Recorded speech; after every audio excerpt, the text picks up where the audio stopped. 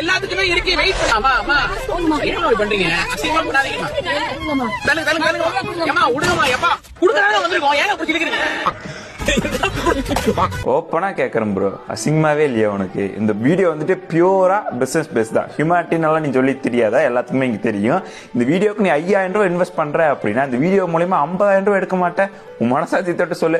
அப்படி ரொம்ப யோக்கியனா இருக்கவனா இருந்தா இந்த வீடியோட மானிட்டைசேஷன் ஆஃப் பண்ணி நீ போட்டிருக்கணும். அப்ப தெரிஞ்சிருக்கும் வண்டவாளம் தண்டவாளம் என்ன அப்படிங்கிறது. இல்ல எனக்கு ஹியூமனிட்டி தான், எனக்கு கொடுக்கணும்னு ஆசை இருக்கு, அவங்க கஷ்டப்படுறாங்க அப்படின்னு பார்த்துட்டு நீ உன் மனசார கொடுக்குற அப்படின்னா நீ அந்த இடத்துல போயிட்டு உன்னோட ஆட்டிடியூட் சத்தியமா அப்படி இருந்திருக்காது.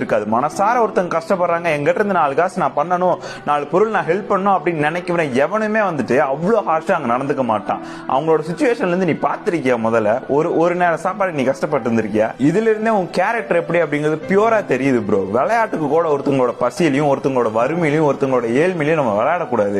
ஒருத்தங்களோட ஃபீலிங்ஸ் விளையாண்டாது என்ன சிரிப்பான்னு என்னங்க என்ன காமெடி பண்ணி போட்டாங்க. அடுத்து உங்களோட வலி உனக்கு சிரிப்பா இருக்கு அப்படிங்கும்போது நீ எல்லாம் என்ன ஜென்மையா? தயவு செஞ்சு இந்த ஹியூமனிட்டி அப்படிங்கிற பேர்ல எச்சத்தனமா பண்ணாதீங்க. இந்த பிச்சை காசுக்கு வேண்டி இவ்வளவு கேவலமா நடந்துக்காதீங்க. வேற ஏதாவது பொழப்பா சம்பாரிச்சுட்டு போயிருங்க. நேர்மையா நல்ல டீசென்டா இப்படி பண்ணாதீங்க.